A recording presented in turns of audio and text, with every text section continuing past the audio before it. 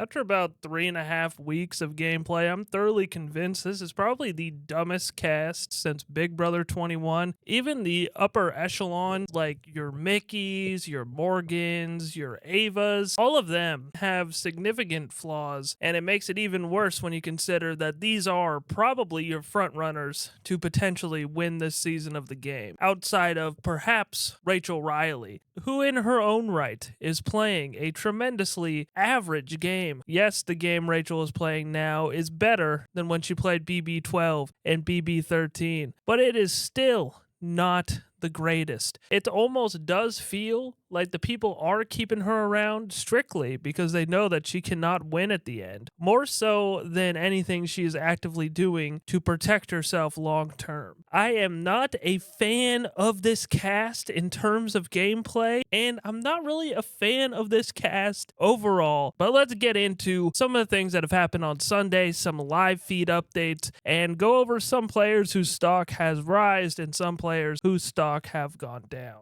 Let's just talk about the whole Rylie of it all, right? So Rylie wins the head of household. That is no surprise. When I first recorded my player rankings, I recorded it with the impression that Rylie was the head of household. And the reason that I did that, right, was because the show doesn't portray this, but everybody on the live feeds was so sold that Mickey was the person behind this power. It wasn't just Zach. There were other people going around saying that Mickey was the person behind this third mystery power. So I was rather convinced that even if Rylie doesn't sniff this out, that there will be some players in his ear like Vince, Zach, that were going to tell him, or like Lauren even, that were going to tell him, hey, don't listen to these people. Like, it is Mickey. It is 100% Mickey. Vince and Lauren, they were telling him, hey, I think it's Mickey, but in total Vince fashion. He doesn't push the agenda. He just kind of tiptoes around the fact and says, think about Mickey.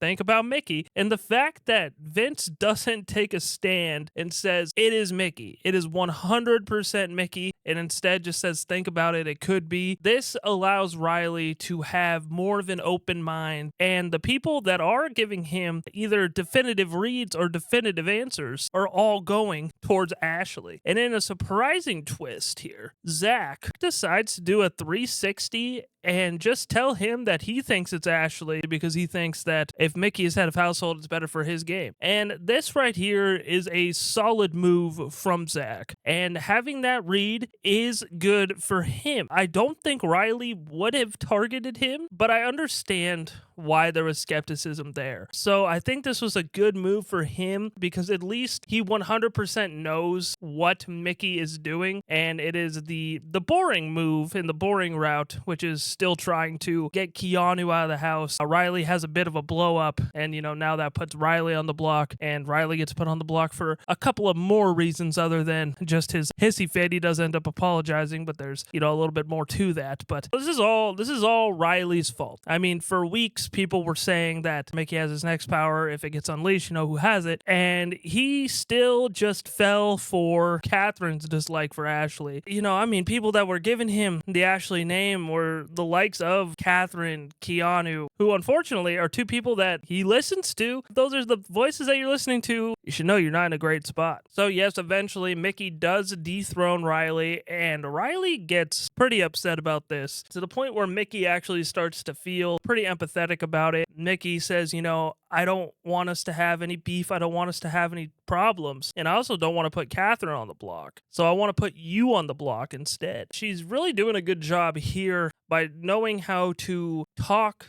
to Rylie.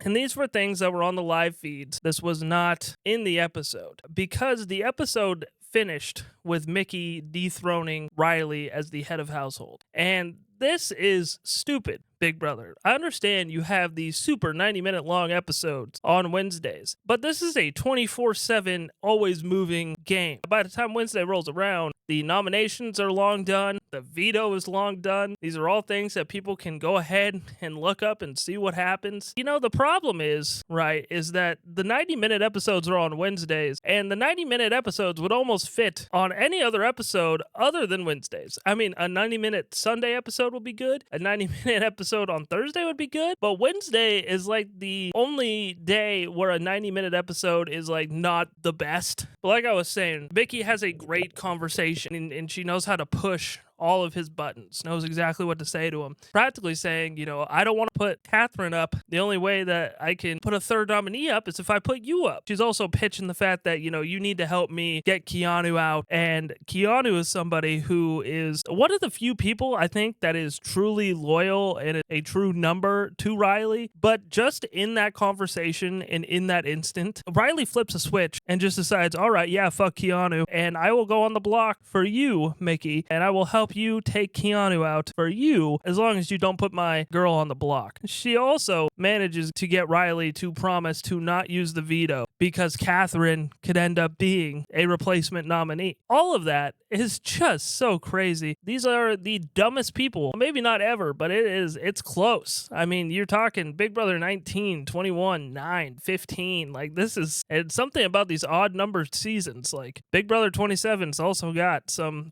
dummies. So Mickey goes ahead and nominates Rylie. She also nominates Kelly and Keanu. Kelly and Keanu once again are on the block. Mickey going after Keanu makes sense, and her trying to gain favor, though in a weird way that only I think would work with Rylie in this scenario. I do think she burns Kelly, and she burns Kelly a lot here. Before she makes these nominations, she actually promises Kelly safety. After, you know, the light bulb struck in Mickey's head, she goes back to Kelly and says, hey, I got to put you on the block. And this crushes Kelly, who's having kind of a rough go of it right now. I get the game move, I do, but it just sucks. The weirdest thing, when Mickey was promising Kelly safety, the whole deal was, if you win the veto, you can't use it. And not only does Mickey put Kelly on the block, but she still expects Kelly to hold up that end of the deal, despite her not holding up her end of the deal. And that's why I say things like, even the top end of these players aren't that great, because they still think things and they still have reads like this. Now you look at the Vinces and the Zachs of the world, and now I think Zach and Vince often are getting lumped together, and they should be, because I think they are pretty tight. But if you look at the results of last week's vote,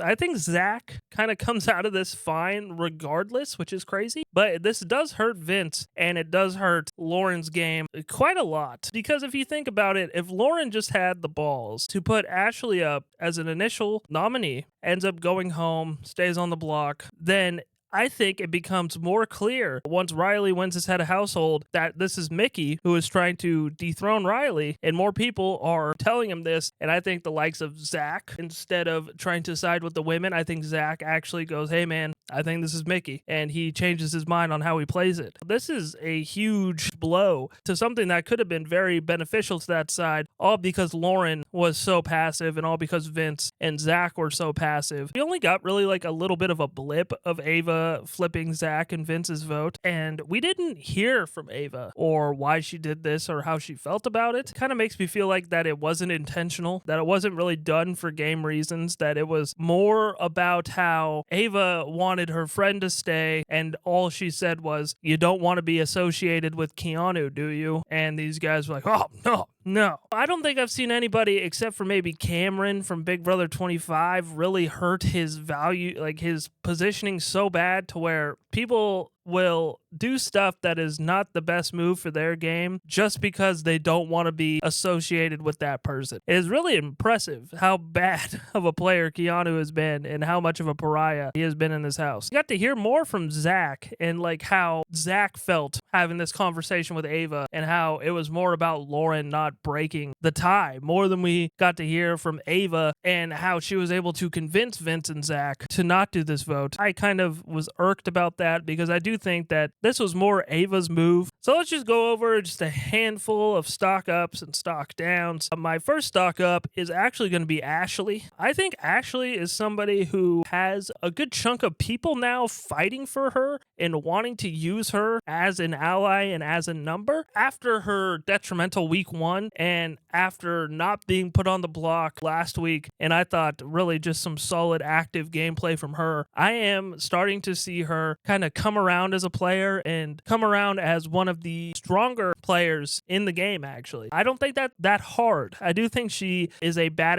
HOH or perhaps a blow up away from being on the block, but I do like Ashley right now. A stock up option for me, as well as Zach. Zach being able to consistently go with each side and to not be a target and not really be talked about by anybody as a target has continuously impressed me. Still has that power to protect himself. Him siding with the women this go around, I think, showed that he understands positioning. And my third and final stock up is Rachel. I think Rachel is still long for the game. Even though she got into a fight on behalf of Ashley, I do think that she is still going to consistently be somebody that side of the house wants as a number and that they want to have around. So as far as stock downs go, I got Vince. A lot of people are starting to come on to Vince in the game that he's playing. I mean, Keanu just now has come on to that. Rachel has said that he is running the house. Kelly obviously has come around to that. He's being a people pleaser to the max, and I think people will see that, and people have seen that. And unfortunately for him, he can't please everybody. With him being so fake to everybody and trying to be everybody's friend, somebody's going to clock him, and they're going to clock him very hard very soon. And then my last two stock downs, they kind of go together. I have Rylie and Katherine. Katherine doesn't really have a whole individual game, really. I mean, she's close with Lauren, but everybody on the women's side seems to not like her. Rylie, obviously, he's somebody that will fall on the sword for you. Rylie and Kat, both of them, don't have a whole lot of connections. What did you guys think of Sunday's episodes? Who do you have going up? Who do you guys have going down? I got to know. Leave it in the comment section down below. Don't forget to check all the links down below. Hit that subscribe button. Click the bell icon so you get notified every single time I drop a new video. Thank you guys so much for watching this video, and I hope you guys have a great rest of your day.